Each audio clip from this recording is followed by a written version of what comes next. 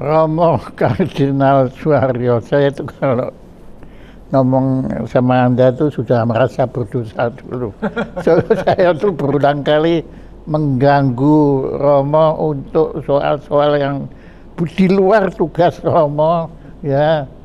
Ya saya bukan Katolik lagi, ya tapi entah bagaimana Anda rupanya ditakdirkan untuk saya ganggu terus. Nah kali ini saya mengganggu Romo Kardinal untuk tanya Romo. Pertama saya ucapkan terima kasih Romo Kardinal memberi kesempatan bagi saya untuk berjumpa dengan tokoh yang saya kagumi, yaitu Sri Paus Fransiskus, ya, kemarin di Jakarta. Itu merupakan peristiwa yang sangat berarti bagi saya, walaupun atau karena justru saya bukan Katolik, ya. Sebab dulu saya juga menghadiri pelantikan Romo Kardinal menjadi kardinal di Vatikan. Itu dengan sebetulnya ada udang di balik batunya. Di samping mendega kayu Anda juga saya pikir dulu Anda yang dilantik cuma sendirian, makanya bisa ketemu Sri Paus. Tapi ternyata obyoan ya waktu itu. Berapa kardinal yang dilantik waktu itu? 14. Ya, nah Romo Kardinal, setelah suatu peristiwa besar itu yang semua menyambut dengan sukses dan dengan penuh gembira dan bahagia. Tapi kalau dari pandangan Romo pribadi maupun sebagai kardinal, bagaimana sebetulnya makna kunjungan Sri Paus ke Indonesia itu? Sri Paus Fransiskus, ya. Terima kasih Bapak Jaya diundang untuk bertemu di studio yang sangat bagus ini. Saya tadi kagum melihat macam-macam hal yang ada di sini. Diajak Ibu untuk melihat-lihat, tapi belum selesai. Tapi dari yang sudah saya lihat, buku-buku yang tadi saya lihat di kamar di depan itu, rasa-rasanya ini tidak ada duanya di Indonesia, Bapak ya. Istimewa, terima kasih. Dan kalau tadi Bapak mengatakan saya berusaha untuk membuka pintu supaya Bapak hadir bertemu dengan Paus, itu justru karena rasa hormat saya kepada Bapak Jaya. Dengan segala macam hal yang pernah saya tahu, yang pernah saya jumpai, yang pernah saya dengar dan baca tentu saja di dalam berbagai media massa. Waktu diumumkan Pak Jaya bahwa Paus akan datang ke sini dan sudah pasti akan datang,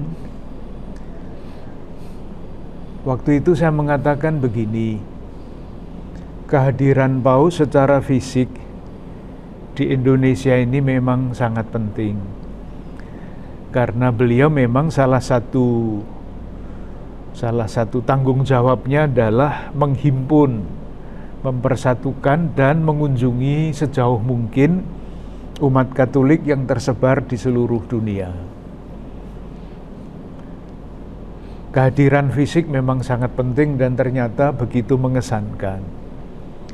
Tapi ada juga yang tidak kalah penting selain kehadiran fisik itu, yaitu memahami gagasan-gagasannya yang tertulis di dalam berbagai macam tulisan, di dalam khotbah-khotbah, di dalam pidato-pidatonya.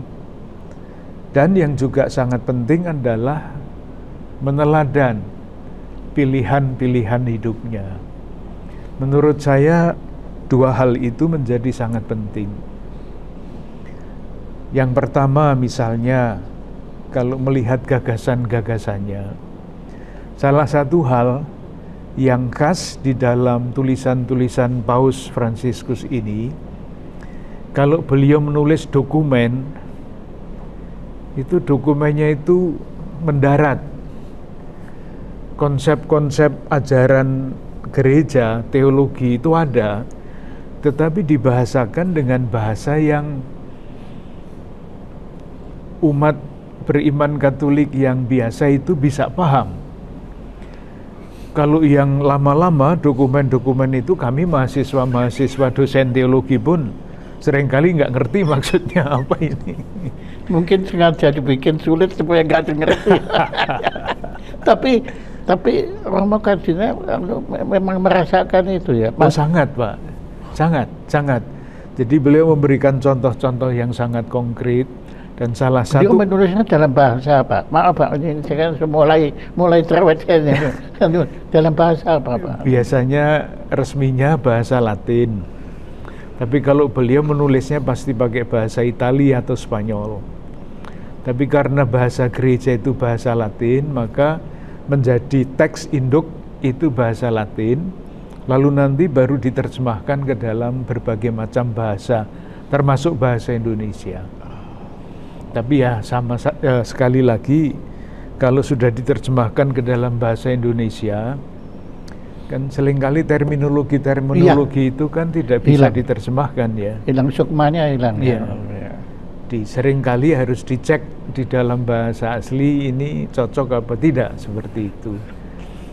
Kalau itu mengenai tulisan-tulisan beliau yang seringkali memberikan contoh-contoh ya.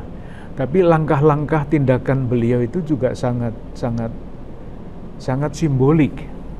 Jadi misalnya ketika beliau bersama-sama dengan imam besar dari Al-Azhar menandatangani dokumen Abu Dhabi, itu kan sebetulnya masalah-masalah kemanusiaan yang dibicarakan di situ. Dari masalah martabat manusia, mengenai tindak pidana perdagangan orang, mengenai ekologi dan sebagainya. Jadi harapannya dengan gagasan-gagasan yang beliau letakkan, itu langkah berikutnya yaitu mewujudkan gagasan-gagasan iman. Bukan pertama-tama agama. Saya membedakan agama dan iman, Pak Jaya ya. Karena agama itu bisa dimanipulasikan. Sementara iman kan tidak. Iman itu hubungan pribadi dengan Tuhan. Nah, itu kan praktis menjadi tanggung jawab semua orang beriman yang ditulis di dalam dokumen Abu Dhabi itu. Lalu yang menarik juga mengenai pribadi beliau kan seorang Yesuit. Iya. Maka waktu beliau diangkat menjadi paus dan diumumkan bahwa namanya Fransiskus, itu kami kan bertanya-tanya, ini Fransiskus yang mana? Karena ada Fransiskus Yesuit, Fransiskus Saverius yang juga datang ke Indonesia. Saverius itu Yesuit ya? Yesuit, ya. Itu temannya yang datang sampai ke Maluku. Itu kan Fransiskus Yesuit. Ternyata bukan itu yang dipilih, tapi Fransiskus Assisi yang adalah seorang Fransiskan. Iya. Itu sudah sesuatu yang itu saja sudah. Iya. Jadi rupa-rupanya beliau satu, Fransiskus Assisi itu kan pembaharu gereja pada zamannya. Maka dengan memilih nama itu, kita sudah bisa menduga paus ini akan membaharui gereja. Itu satu. Yang kedua, Romo kan sudah menduga. Oh sudah, iya sudah. Karena itu tidak biasa memilih yang bukan bukan temannya. Bukan temannya. Tapi memang saya akui yang waktu saya ke Assisi itu saya tersentuh sekali, nggak tahu kenapa. Ya bahkan ya kalau dibanding dengan Vatikan kan jauh lebih sederhana. Oh kan? iya jauh. Tapi sentuhan ya ilahinya, tapi berdasar keimanan saya yang dangkal ini, itu saya merasa sekali. Betul. Iya. Dan itulah yang dicoba diwujudkan oleh Paus Fransiskus. Kenapa? Nah, Paus Fransiskus itu ingin meneladan Fransiskus Assisi. menjadi pembaharu di dalam gereja. Itu satu pokok yang besar sekali yang sekarang sedang terjadi. Tetapi yang diungkapkan, dirumuskan di dalam 2 dokumen besar yang beliau tulis, Fransiskus Assisi ini kan memandang segala sesuatu sebagai saudara dan saudari. Jadi misalnya dia melihat matahari itu saudara, saudara matahari. Bulan itu saudari, binatang itu saudara, saudari.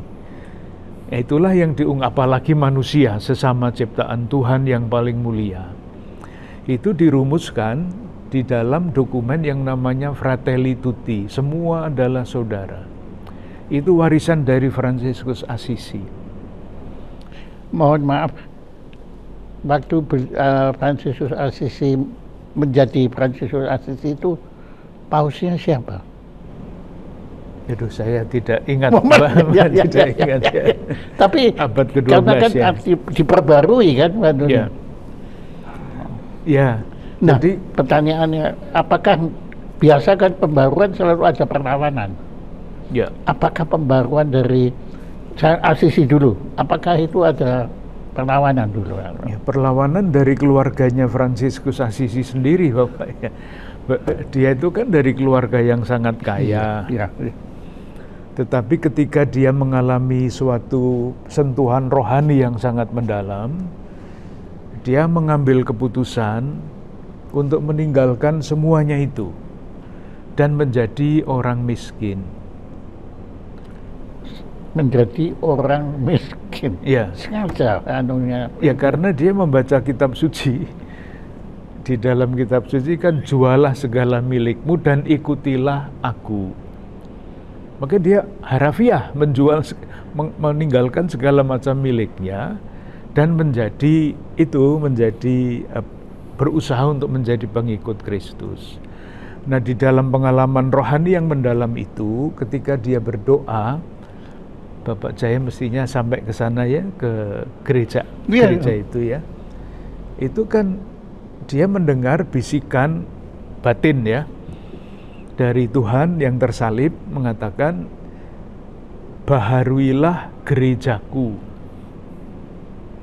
Nah, yang dia pikir itu gereja yang di sana itu yang sudah hampir roboh, fisik seperti itu.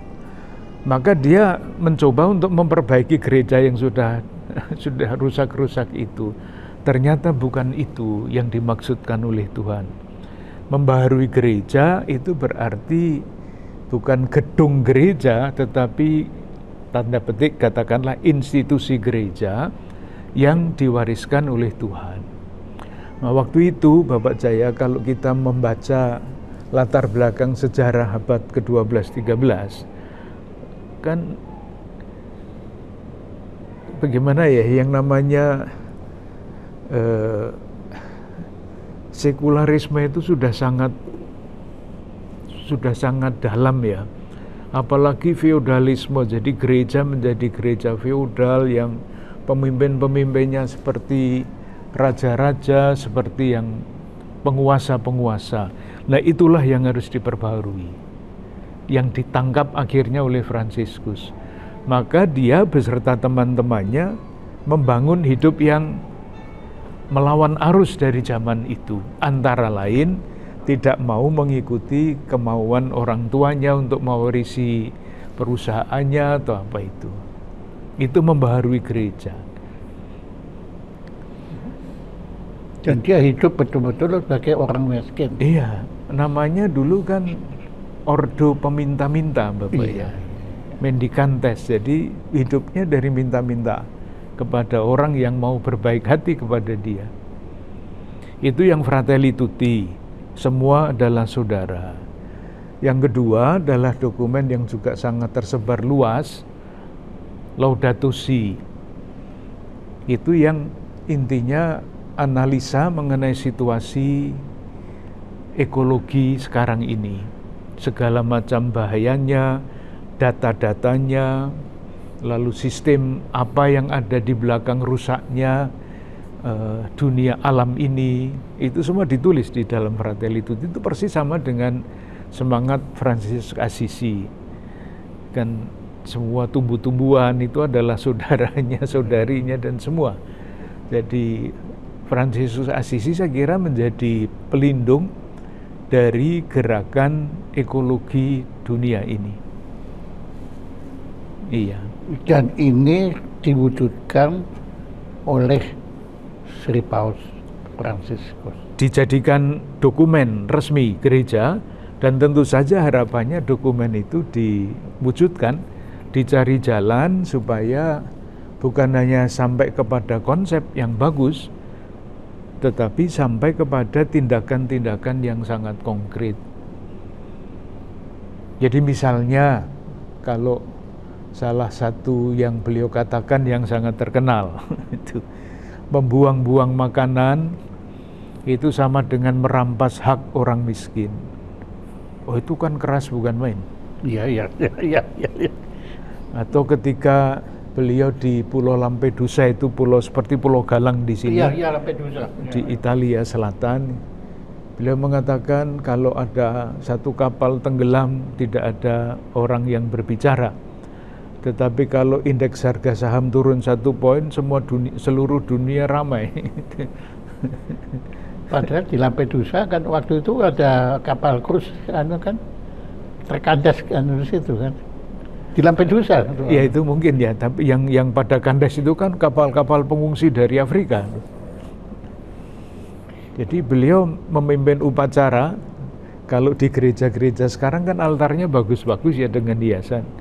Itu yang dipakai sebagai altar perayaan itu kapal yang tenggelam yang dipakai oleh para pengungsi dari Afrika untuk masuk ke Eropa lewat Lampedusa, tapi tidak sampai tenggelam. Itu simbolik sekali mengenai sikap pilihan-pilihan hidupnya. Dan itu yang membuat Paus Fransiskus ini memang kelihatan pengaruhnya sangat besar bagi dunia. Bukan hanya pada umat Katolik. Rasa-rasanya bukan, karena Iya. saya ambil contoh ya Bapak Jaya. Iya. Misalnya pada tahun 2014 itu ada satu lembaga internasional yang membuat penelitian mengenai 50 pemimpin dunia. 50. Waktu itu 2014. Entah bagaimana hasil penelitian itu menempatkan Paus Fransiskus di nomor 1 di antara 50 pemimpin dunia yang paling berpengaruh. Angela Merkel, Perdana Menteri Jerman yang terkenal itu, Nomor 2. ada nomor 2. Wah, itu saya kagum juga. Iya, itu istimewa betul. Ibu Teresa nggak masuk karena sudah meninggal. Iya. Betul. Ya, tapi pertanyaan saya itu sebetulnya konyol juga, Pak. Karena saya adalah satu contoh bukan umat Katolik yang sangat-sangat mengagumi beliau. Ini saya mendengar khotbah Romo Kasila ini, saya makin yakin kalau saya nggak keliru bahwa saya mengagumi Sri Paus Fransiskus ini. Iya. Salah satu contoh Bapak ya yang menurut saya juga sangat simbolik. Waktu bulan apa ya, bulan September itu di Atmajaya itu ada peluncuran buku, 2 buku. Yang satu ditulis oleh dosen-dosen Atmajaya Universitas Katolik itu. Buku yang kedua itu ditulis oleh tokoh-tokoh Islam di Indonesia mengenai Paus Fransiskus.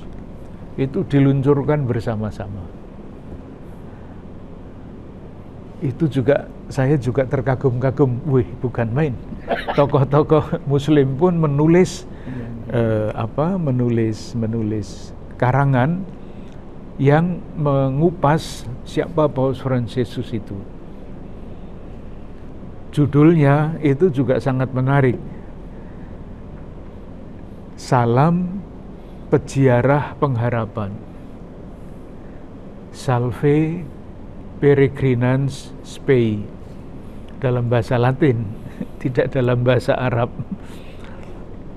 Itu heran, jadi ketika saya melihat judulnya, Ternyata saudara-saudara kita Muslim itu melihat sepak terjang paus itu sebagai suatu peziarahan harapan. Ketika dunia ini hampir putus asa karena perang, karena kemiskinan, karena segala macam hal, dilihat bahwa Paus Fransiskus ini dengan tulisannya, dengan pilihan-pilihan hidupnya, menjadi peziarah pengharapan, memberi harapan. Peziarah harapan, bagus sekali. Iya.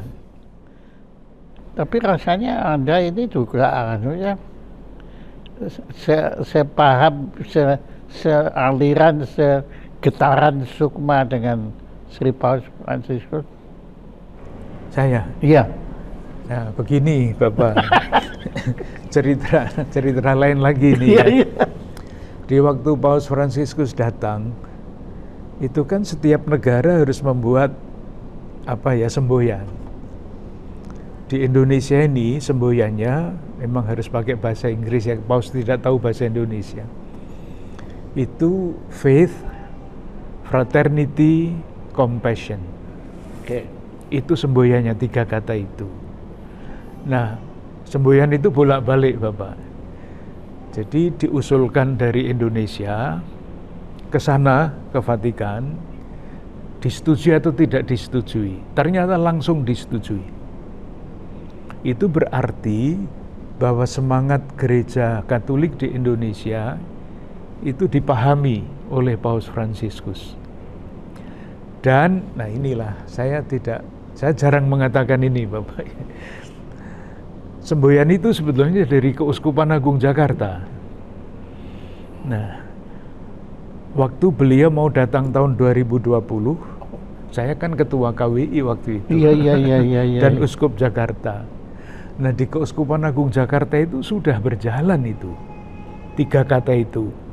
Faith, fraternity, compassion. Sudah berjalan. Maka sebagai ketua KWI waktu itu saya mengusulkan ini saja yang diusulkan dan sudah diterima. Itu tahun 2020, kan tidak jadi hadir. Tetapi kemudian kepastian hadir. Nah, saya sudah tidak ketua KWI lagi. Hanya ketua KWI sekarang itu junior saya. Jadi ketika saya usulkan kepada beliau, Bapak Uskup, ini saja dilanjutkan, sudah diterima. Jadi saya mau mengatakan ini berkaitan dengan yang dikatakan Bapak Jaya. Paus itu salah satu kata yang selalu beliau ulang. Itu adalah compassion. Itu terus diulang. Nah, kami sudah menjalankan itu tahun 2014 mengenai bela rasa. Menerjemahkannya susah sekali. Iya, bela rasa. Oke. Tapi itu kan katanya sebetulnya tidak pas ya. Ya, enggak usah pas lah. Pokoknya ngerti. Jadi sebetulnya itu yang sudah dijalankan oleh gereja di Indonesia. Yang dipikirkan Paus, yang dipikirkan oleh gereja Indonesia, yang dicarikan jalan-jalan supaya ada wujudnya bela rasa, itu sambung. Nah, Bapak tadi mengatakan Bapak hadir waktu saya dilantik jadi kardinal. Nah, waktu itu saya menerima surat dari Paus. Surat, ya satu-satu dapat surat lah dari 14 itu. Paus itu di dalam surat itu mengatakan begini. Ketika saya berpikir tentang Anda semua, satu kata melintas di dalam diri saya, compassion. Itulah yang sudah dihayati di Keuskupan Agung Jakarta ini, Bapak. Jadi memang sambung. Jadi dengan hadir di sini dan menerima semboyan itu, Paus Fransiskus menegaskan bahwa langkah-langkah dinamika gereja Katolik di Indonesia ini sudah baik. Tidak menceng ke kiri, tidak menceng ke kanan. Saya kok ada rasa bangga bahwa saya bisa membuktikan apa yang Anda ucapkan tadi semua kebenarannya.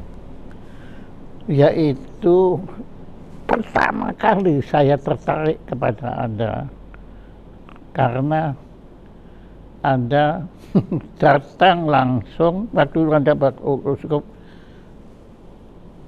menemani teman-teman kita dari Kendeng, ibu-ibu yang kakinya di semen.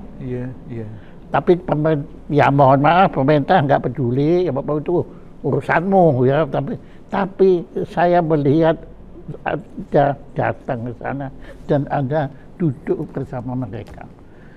Itu yang sejak itu saya merasa, oh, I must know this person. Jadi Anda nggak bohong, ya.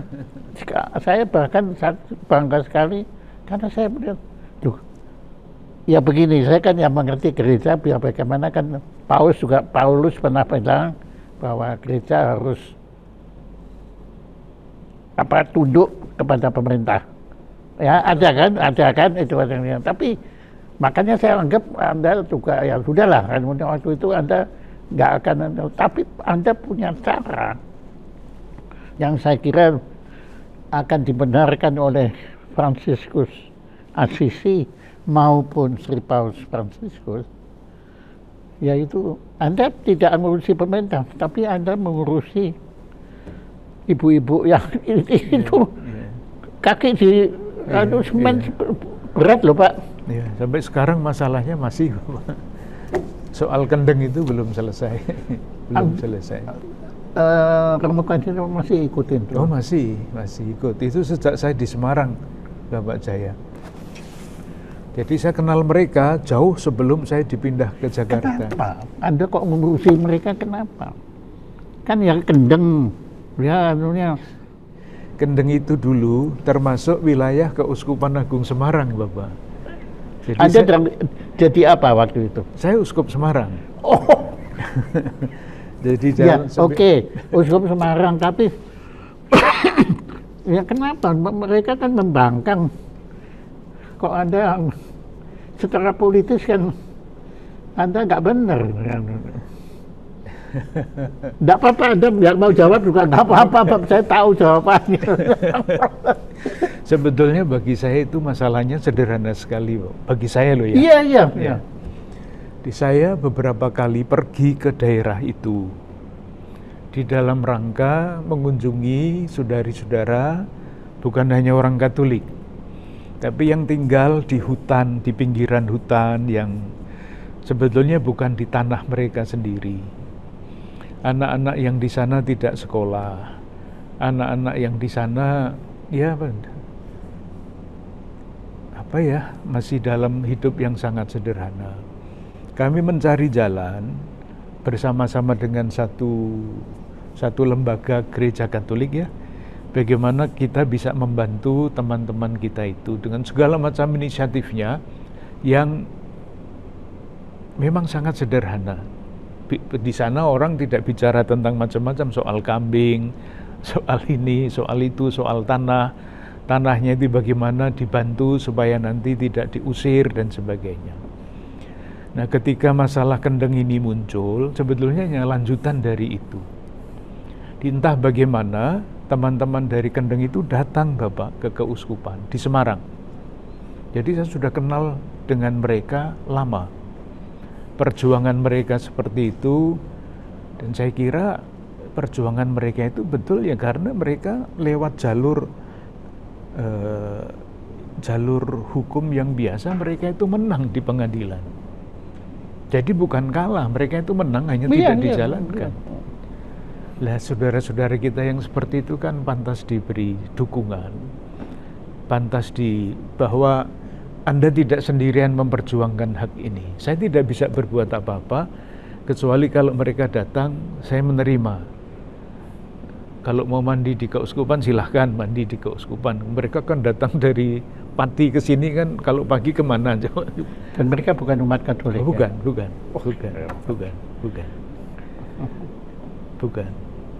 Jadi sebetulnya memang keimanan Ibu Teresa itu hadir juga pada Lubuk Sanubari adanya. Ya, Iya toh. makanya kami bersyukur Bapak menghadiahkan patung Iya, Bunda Teresa. kami mempersembahkan itu ini, Iya, karena iya. dan saya terima kasih sekali Romo berkenan meletakkannya di tempat Iya, terhormat itu. iya. Jadi sebetulnya begini Bapak, kalau tadi Pak Jaya bicara mengenai surat Rasul Paulus, ini soal penafsiran. Jadi di dalam penafsiran terhadap kitab suci itu kan orang ada yang harafiah. Jadi berlaku untuk segala zaman. Kalau di dalam tafsir Gereja Katolik nggak seperti itu Bapak ya. Karena di dalam kitab suci. Tapi saya potong Pak, saya tahu waktu itu di Gereja Katolik terbelah juga Pak. Kenapa? Mengenai kendang itu terbelah. Ada dua pendapat. Yang satu tentu apa yang Anda lakukan, tapi yang lain itu mereka bilang jangan, ini kan mereka itu kan belawannya pemberontak gitu loh. Jadi jangan dibela gitu. Ada Pak gitu. Iya, iya ada. Tapi jangan Anda yang ngomong saya. Dan pokoknya sejak itu saya nggak bisa lupa Pak. Saya kagum pada Anda. Dan ternyata saya nggak salah. Karena berkat kekaguman saya pada Anda, akhirnya impian saya dalam hidup saya jumpa dengan terkabul. Itu kalau nggak ada, nggak mungkin bisa uang-uangnya diusir semua. Terus yang kedua, ya ada ruang sederhana ini tidak akan memperoleh kehormatan dikunjungi oleh Romo Kardinal. Senang sekali Pak Jaya. Saya selalu kagum dengan yang Pak Jaya tulis. Ya itu kan semua saya belajar. Iya. Ada selalu yang mengejutkan. Enggak, ada sesuatu yang enggak dipikirkan gitu kan. Orang lain ya itu. Tapi aduh saya sampai sesek juga terharu saya. Ya jadi sebetulnya apa yang Anda ceritakan tadi kan soal lama-lama lepas sampai ke kendang sampai kemana-mana, tapi sebetulnya kita mengarungi siarah harapan Sri Paus. Betul. Iya. Maka tahun depan, tahun 2025 itu seluruh gereja Katolik akan merayakan itu, Pak ya. Jadi merayakan secara internasional, masing-masing negara membuat acaranya sendiri-sendiri, tapi judulnya adalah Pilgrims of Hope. Pilgrims of Hope. Jadi kita semua mendambakan perdamaian, tapi yang terjadi perang di mana-mana. Kita semua merindukan hidup sejahtera, tapi gap antara yang miskin dengan yang kaya semakin tajam. Nah, di tengah-tengah realitas yang seperti itu, gereja mau apa? Jawabannya mau menjadi tanda pengharapan. Tidak akan mampu mengubah dunia karena yang dilawan itu raksasa-raksasa. Tetapi sekurang-kurangnya dapat menjadi suara hati di tengah-tengah dunia yang seperti itu, dengan hal-hal yang kecil, yang sederhana, yang bisa dilakukan oleh komunitas-komunitas yang sederhana, yang bisa dilakukan oleh setiap insan. Ya. Betul. Iya. Maka tahun ini, dari tahun 2022 sampai nanti 2026, ini di Keuskupan Agung Jakarta, umat kami ajak untuk mewujudkan ajaran sosial gereja, Bapak. Itu ada 5 pokok. Menghormati martabat manusia, memastikan ikut mewujudkan kebaikan bersama, solidaritas, memberi perhatian lebih kepada saudari-saudara kita yang kurang beruntung. Dan ini tema yang terakhir itu lingkungan hidup. Itu tidak dipisah-pisahkan, tetapi untuk dipilah-pilah supaya fokusnya jelas. Jadi misalnya menghormati martabat manusia, saya sebagai orang Jawa itu tidak pernah tahu sejarah kenapa di dalam bahasa Jawa itu kok ada 3 tingkatan bahasa. Iya. Itu ternyata diciptakan. Kalau saya membaca satu tesis disertasi dari seorang guru bahasa Indonesia di Sanata Dharma, dosen bahasa Indonesia, itu ternyata diciptakan untuk menjaga sistem feodal. Jadi sistem feodal kan manusia tidak sesama ya, tapi ada tingkatan-tingkatan. Maka penjelasannya salah satunya dalam hal rangka menghormati manusia, itu bahasa bisa mencerminkan watak orang yang tidak menghormati martabat manusia, yaitu masyarakat feodal. Lalu diberi contoh, kata Anda ya, Anda itu kan dalam bahasa Jawa ada 3 tingkatan. Yang kromo inggil yang paling tinggi itu panjenengan. Panjenengan, 4 suku kata. Dalam bahasa menengah kromo madya itu sampean, tinggal 3 sampean. Nguku kowe, tinggal 2. Apalagi kalau tahu artinya, Pak. Panjenengan itu menurut kamus bahasa Jawa itu artinya penguasa. Penguasa. Sampean itu kaki. Kaki itu sampean. Kowe itu anak kera. Coba kalau seorang yang mempunyai derajat tinggi memanggil asisten rumah tangganya, kowe, itu sama dengan mengatakan dia anak kera. Nah, itu saya biasa sadar, bahasa itu ternyata bisa menjadi cermin orang tidak menghargai martabat manusia. Di balik bahasa ada budaya. Dan ada budaya feodal. Bahasa bisa menghargai manusia ya? Bisa sebetulnya. Iya. Bisa seharusnya, tapi nyatanya dalam bahasa yang tingkat-tingkat itu tidak. Iya. Makanya saya tetap panggil Anda Romo Kardinal. Ya, terserah. Enggak kowe.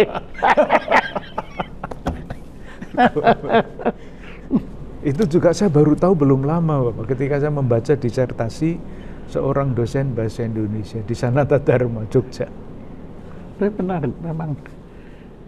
Ya sekarang ini kan dalam dalam psikologi kalau itu kognitif lah, anunya itu kan yang terbaru itu kan tokohnya itu kan seorang tokoh bukan apa-apa tapi ahli bahasa linguis, Chomsky. Itu luar biasa, Pak. Beliau menerjemahkan peradaban ini dengan bahasa itu keren, Pak. Tapi kembali lagi, Pak, anunya kembali lagi ke ya mulai dari Kendeng itu, dan ternyata saya nggak keliru. Begini, sebetulnya kalau kita bicara tentang compassion, kata bahasa Indonesianya yang paling mendekati kelengkapan itu kemanusiaan, Pak. Ya, betul. Ya, karena di situ kan compassion itu kasih sayang masuk, rasa hormat masuk, keberpihakan ke kaum miskin masuk, ya, kepada kaum tertindas masuk. Jadi kata compassion itu sendiri itu ya ajaran Yesus sebetulnya kan. Compassion itu kalau dirangkum tadi kan compassion ajaran Yesus itu. Itulah satu ayat di dalam kitab suci yang mengatakan, "Ndaklah kamu berbela rasa seperti Bapamu berbela rasa." Berbela rasa itu terjemahan dari compassion itu, compassionate. Jadi jadilah berbela rasa seperti Bapamu berbela rasa. Bapakmu berbela rasa. Oh, iya. Yang di atas sana. Iya. Maka kalau ini intinya ya keberpihakan. Kalau diterjemahkan harafiah, Bapak, itu kan compassion aslinya kan bahasa Latin ya. Itu dari 2 suku kata, satu cum itu bersama-sama, patiri itu artinya menderita. Jadi seorang yang compassionate Itu bukan hanya Ikut. melihat dari atas, oh, kasihan sekali kamu, saya beri bantuan, enggak. Tapi ikut menderita, Ikut menderita. ikut merasakan. Betul. Itu arti dasarnya. Maka ya ini langsung terlintas ke saya anggapan bahwa tragedi Mei 98 bukan pelanggaran hak asasi manusia itu udah keliru banget Pak ya, itu sebab yang nggak ngerasakan itu boleh ngomong gitu, tapi yang ngerasakan Iya, betul. itu kan kayak apa katanya. Betul. Ya tapi saya lama mencari Tuhan waktu remaja Pak, sampai ke Yerusalem. Wow, keren kan? Waktu itu Yerusalemnya pada pasportnya masih dicap nggak boleh. Iya, Tahun iya. 70-an itu. Iya. Abad ke-20 lebih bukan. Akhirnya saya sampai, tapi yang saya datang ke versi yang versi yang ortodoks, yang di dalam kota. Iya, iya. Kan masih ada lagi satu, ternyata yang di garden kan. Oh, itu banyak sekali, Pak. Banyak sekali. Itu Yerusalem itu di makam Tuhan itu menunjukkan bagaimana gereja terpecah-pecah sebetulnya. Dan bagaimana manusia lupa bahwa Tuhan itu hadir bukan di benda, Ya. tapi di compassion. Ya, betul. Seperti sekarang ini Romo Kardinal dengan penuh sabar, ya, nuturi saya, supaya, dia saya tahu ini, Anda mungkin ya sudah bosan ya ngomongin itu, tapi Anda terus sabar supaya ya inilah manusia ini supaya makin bagaimana gitulah, dan itu di situ saya merasakan ada compassion saya, dan Tuhan hadir sekarang ini. Inilah Tuhan. Kita tidak usah jauh-jauh Pak. Iya, betul. Tadi seperti saya lihat Anda menerima cucu-cucu anak-anak kecil, kemudian Anda memberkati mereka. Itu Tuhan, mewakili Tuhan. Ya, saya bukan bilang Anda Tuhan, tapi Anda mewakili. Ya, memang sekurang-kurangnya berusaha untuk apa ya, kan kita ini semuanya diminta oleh Tuhan untuk menunjukkan wajah belas kasih-Nya, Bapak ya. Dengan cara apapun, Bapak melalui lembaga-lembaga seperti ini menunjukkan kemuliaan Tuhan. Iya, kalau itu betul Pak. Begini, banyak murid-murid saya kan berbakat luar biasa. Ya. Ada juga yang autis, perangkap autis dan tunanetra. Tapi kalau main piano Pak, aduh, di situ saya kan ya mohon maaf ya, kan saya sering meragukan, apalagi kalau saya melihat ketidakadilan begitu ya. Tuhan itu ada nggak sih? Saya ragukan. Tapi pada saat saya melihat anak ini main piano Pak, tidak saya percaya Tuhan itu ada. Ya, ya. Kalau nggak mungkin Pak. Ya. Umur 8 tahun autis buta, main sonatanya Beethoven. Nggak ada gurunya. Dan dia nggak tahu Beethoven siapa, baca nggak bisa. Tahu-tahu cepet wahyu. Wahyu itu kalau di Nasrani bagaimana? Nah, wahyu itu Pak. Kenapa? Pemahaman tentang wahyu. Aduh, panjang itu ceritanya. Wahyu itu Allah yang menyatakan diri kepada manusia. Itu wahyu. Ya tentu ada wahyu pribadi, ada wahyu apa ya? Wahyu, gampangannya begini, kalau Bapak tadi mengatakan Tuhan menyatakan kemuliaannya di dalam segala macam hal. Kalau agama Katolik pasti Tuhan menyatakan kemuliaannya dalam diri Yesus Kristus ya. Tetapi itu kan wahyu yang ini ya. Tapi wahyu-wahyu yang sederhana-sederhana itu tadi Tuhan itu menunjukkan kemuliaannya di dalam diri manusia.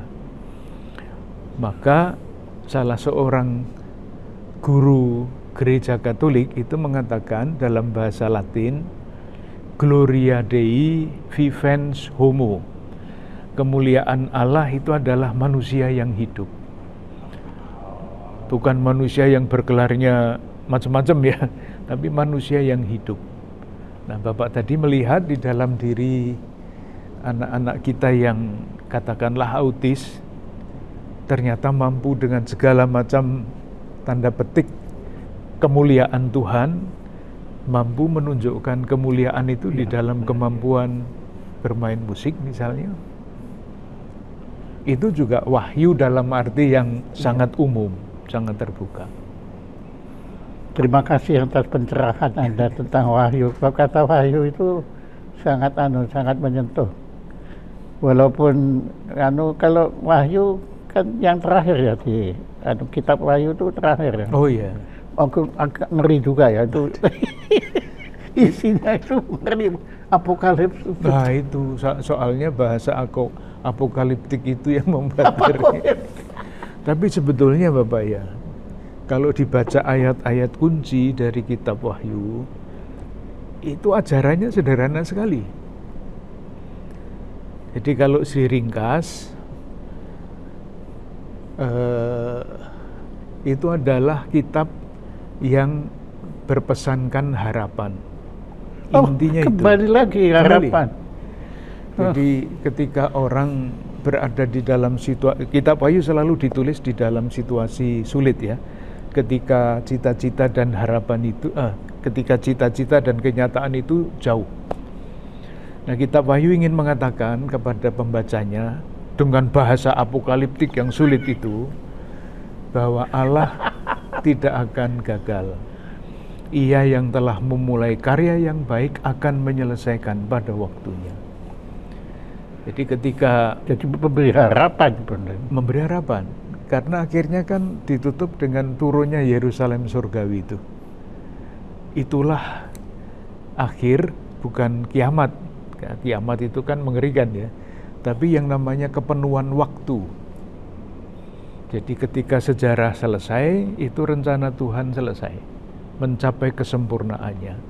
Kalaupun sekarang ini seolah-olah Tuhan itu kalah, kebaikan kalah oleh kejahatan dan sebagainya, kebohongan menang terhadap kebenaran, tapi pada akhirnya semuanya akan selesai dan rencana Tuhan tidak akan gagal. Kok saya jadi khotbah Bapak ini? Iya, terima kasih sekali. Terima kasih sekali. Loh, ini bukan ngomongin teologi Pak. Ini teologi kelas langitan. Dan saya mendengarkannya. Karena terus terang, ya mohon maaf sekali lagi, perjanjian lama itu saya nggak suka. Sudah saya bilang nggak suka saya. Tuhannya jahat, Tuhannya cemburuan teman-teman. Tapi perjanjian baru saya suka. Kecuali yang saya selalu hindari itu Wahyu. Karena ngeri Pak. Ya, bayangkan ada orang 4 naik kuda, yang satu yang bawa kita nakut-nakutin itu. Itu kan seperti bahasa wayang Pak. Wayang Jawa itu kan bahasa dalangnya kan sangat apokaliptik. Bumi gonjang-ganjing, langit kelap-kelap, itu tidak ada. Itu kan bahasa yang tidak boleh ditafsirkan secara harafiah. Maka harus dicari intinya. Baru kemudian yang lain itu seperti nonton wayang lah. Kalau saya gambarkan membaca kitab Wahyu itu seperti nonton wayang. Wayang itu kan biasanya representasi dari perang jahat dan baik ya. Ya sampai hampir pagi, itu kan yang jahat menang terus. Nah, nanti ketika sudah akan selesai, ada gor-gornya dulu. Lalu sesudah itu yang baik-baik tadi kan menang. Itu kira-kira kitab Wahyu itu seperti itu isinya. Iya, bagus. Contohnya bagus sekali. Lihat wayang. Kecuali kalau dalangnya ngantuk. Tapi sebetulnya kitab Wahyu itu kan kita bisa tafsirkan itu bicara makrokosmos. Tapi kalau mikrokosmos kan kita semua kan akhirnya ada akhirnya juga kan Pak. Betul. Itu betul. Kan betulnya. Jagat gede, jagat cilik. Iya. Ya, sama. Sangkan yang dumadi. Ya Anda kebetulan orang Jawa ya. Oke, Pak Romo Kardinal, ya sebetulnya ya ini kalau bisa nyambung sampai wayang kulitan kita ini. Cuma waktu Anda yang tentu masih banyak tugas Anda. Apa yang belum saya tanyakan, tapi menurut Anda kita perlu tahu mengenai makna kunjungan Sri Paus Fransiskus ke Indonesia yang barusan itu. Silakan. Ya, saya merasa bahwa pribadi Paus Fransiskus sendiri mesti bagaimana Paus Fransiskus menjadi seperti sekarang ini. Itu kan prosesnya lama, panjang. Kalau saya membaca riwayat hidup beliau, ada beberapa pengalaman yang sangat formatif di dalam perjalanan hidup beliau. Pengalaman yang sangat formatif. Pengalaman yang pertama itu adalah pengalaman kelemahan. Kelemahan yang diterima. Dari segi fisik kan beliau sejak muda itu paru-parunya cuma satu. Itu sudah kelemahannya. Kelemahan fisik. Belum lagi kalau pengalaman beliau sebagai imam, sebagai Yesuit. Tapi saya kira tidak usah diceritakan itu, konflik-konfliknya dan sebagainya itu ada di dalam riwayat hidup yang ditulis secara umum. Bahwa dia dulu diberhentikan dari pimpinan Serikat Yesus. Diberhentikan? Iya, karena menimbulkan konflik. Membuat gaduh. Membuat gaduh. Ini kan pengalaman ketidakberdayaannya. Satu. Tapi kalau hanya pengalaman tidak berdaya itu pasti orang akan hancur. Hanya tidak berdaya terus, salah terus, kurang terus, hancur, tidak kuat. Pengalaman yang kedua adalah persahabatan. Beliau mempunyai banyak sahabat. Dan yang sangat terkenal kan sahabat yang selalu diceritakan itu yang rabi terkenal dari Argentina itu. Yang sampai menulis buku bersama-sama dan sebagainya. Rabi Yahudi. Bukan Katolik. Bukan, Rabi Yahudi. Tetapi yang seringkali tidak diingat, yang seringkali dilupakan adalah pengalaman dasarnya sebagai orang beriman. Nah, itu ceritanya begini, ketika beliau berusia 17 tahun masih sangat muda, dia ingin pergi ke suatu pertemuan orang-orang muda. Dia lewat di depan gereja, melihat seorang pastor. Dan hatinya tergerak untuk masuk gereja itu dan mohon dilayani pelayanan sakramen rekonsiliasi, sakramen tobat. Nah, di dalam peristiwa itu, satu hal yang sangat menyentuh hatinya, yaitu kisah panggilan Matius yang tukang pajak itu oleh Yesus. Nah, kalimatnya berbunyi begini. Ketika Yesus melihat Matius dengan wajah penuh kerahiman, ia memanggil dia. Wajah penuh kerahiman. Itulah yang menentukan hidupnya sampai sekarang. Kalau Bapak melihat lambang Paus Fransiskus itu kan ada tulisan Miserando atque eligendo. Itulah bahasa Latin dari teks tadi.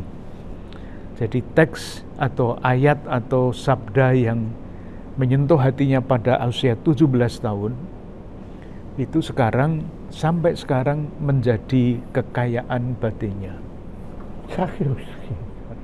Matius. Bukan Sakeus, Matius. Oh, bukan Sakeus ya? Matius. Oh, ini Matius ya? Matius tukang pajak ya, sama. Oh, dia tukang pajak ya, tukang pajak. Matius. Iya.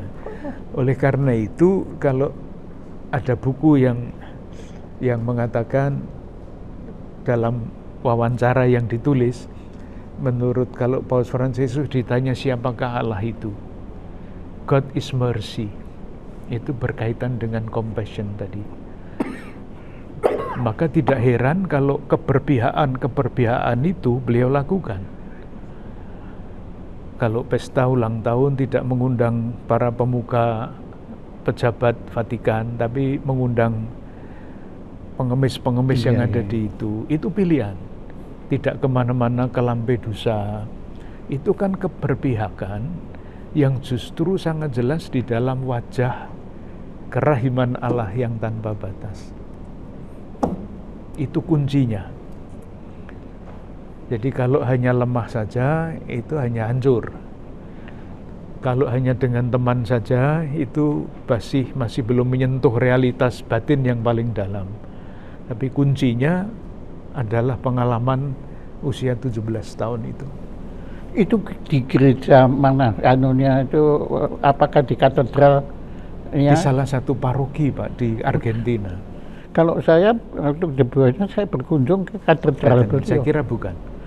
Itu waduh Pak, beliau di situ sangat ya dipuja sudah, bukan dicintai lagi. Itu waktu dia masih 17 tahun kok. Oh. Nah, karena keberpihakannya itulah, maka beliau sangat dicintai di Argentina. Jadi kata kuncinya berpihak. Karena Tuhan itu berpihak kepada yang lemah.